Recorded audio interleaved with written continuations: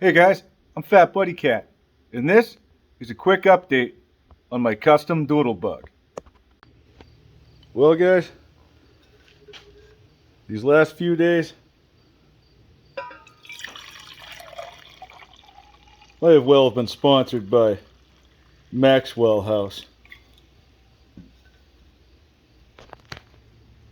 I'm just a big fan of Def Duck Racing. Get you some. www.defduckracing.com. Check them out, guys. Alright, well, since I have this thing upside down, and this is basically where we left off. I had welded the engine plate on. Here's my tacks. I ground them back a little bit. I tried this once with Bondo. Alright, that's what this is here.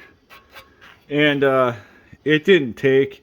It was older Bondo that I had, and I actually tried to like reconstitute it. And it was too rubbery, and it wasn't sticking nice. So I had to pull all of that out.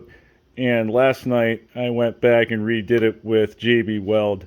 So we're gonna let that cure up at least another 12 hours. I'll flip this over and show you what else I've been busy with. Okay, before we get to this new section, I went and made a correction to this lobe and just kind of evened it out. Alright, so I think that looks a lot better. Once we give it a finish and paint it, it ought to look great. Up top, I ended up getting rid of the old seat mounts. Cut them right off, ground them off the frame, and I just went back and touched up the welds on the CT100 seat mounts and added a little JB weld there too. Okay, up in front guys, this, believe it or not, is going to be a usable panel. Alright, I don't want to give away too much on that, but I have some ideas. This is made out of, I believe this is 16 gauge sheet metal. So, you know, nothing too serious, but this is completely welded on with 6013. Alright, so it has a nice bit of tensile strength, and I didn't melt up my sheet metal. Welded straight across here. Cleaned up the seat brackets as mentioned. Cut the one off that was up here. Ran the panel straight through. Welded to the tab. You know, this ought to stand up really nice. Have a nice seamless look to it. See, even this, it's like, well, I guess you can't really see it, but I can feel it. It's right on the edge of being cured enough where I'd want to sand this. So I'm just going to let it go for now. It doesn't take a long time to do. That area down there, that'll take the majority of it. So that's basically it for the frame right now. Next up, we're going to need foot pegs. Okay, so I didn't fill in or try to weld over the marks I made with the angle grinder when I cut the old ones off, only because the stock peg height wasn't bad, and I don't think it's going to affect the setup here if we go up and above. Okay, so if we mount them up in this area here, we're going to be just a shag lower, but when we do, I'll touch all that stuff up. Our dirty little Tillotson 212R got its stock fan shroud back on. Now it's getting a bath. I got this brand new sprocket from my friend Grey Goat and OMBwarehouse.com. It can't be just me, but I really, really like this packaging. You can feel the quality before you even open it.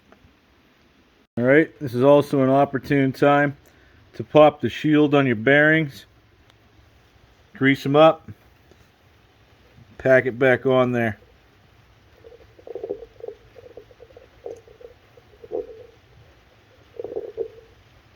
Good for another 100,000.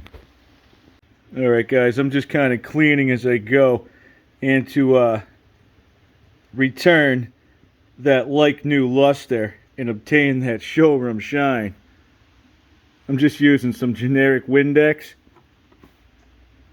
and the best shop rag in town. Alright, now that this side's looking so fresh and so clean, we're going to flip it over and we're going to clean everything off, but I'm going to take my pick and I'm going to pull off the shield, okay, and grease that bearing too. Okay, here's the stuff I'm using. Alright, this is just the Lucas Red and Tacky number 2. Just what the operation calls for.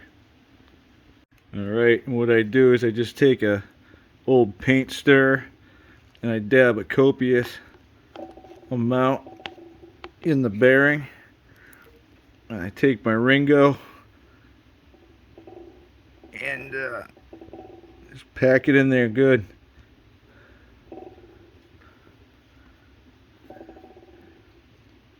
Stick the shield back on, push it down tight, and grab my rag, clean that up. Okay, we'll just go ahead and add that right back to our pile of parts. That looks pretty good right there. Okay, and for my next magic trick, I'm going to clean off this bench. Okay, believe it or not guys, I actually got a lot of things organized here. I have a used billet engine plate. I have my file right here. All my hardware on the floor. I'm just going to go ahead and clean up any burrs or edges, alright, from the prior installation. That way we don't have any problems with it in the future. Alright, and I'm just cleaning this up real good. Now this is an NR racing plate. I got this through OMB Warehouse.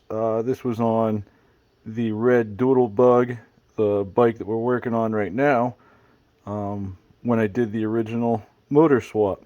And technically that was my first actual swap. So, pretty cool. Alright, next up on our bench guys is our like new Tillotson 212R. I love these motors. We got some new grips. We'll throw those over here with our handlebars. Might as well grab that thumb throttle too. Alright, next up, jack shaft and torque converter land.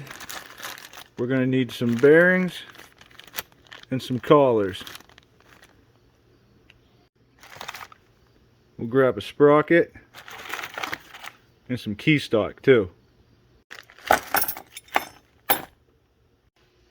Some shims wouldn't hurt.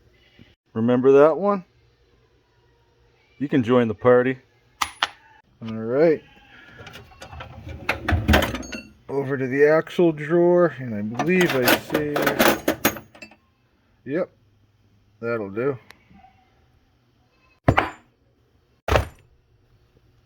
Because anything else would be uncivilized. And a pile of mystery parts from my friends at OMBwarehouse.com. This is going to be awesome, guys. Just wanted to give you a little taste. tomorrow, first thing in the morning, I'm going to go down to the metal yard and get a piece of steel to do the pegs. I already have primer and paint picked out, so you know what it is. It's a work in progress. Have a good night, guys. I'll be back with more tomorrow. Thanks for watching. I'll catch you on the next one.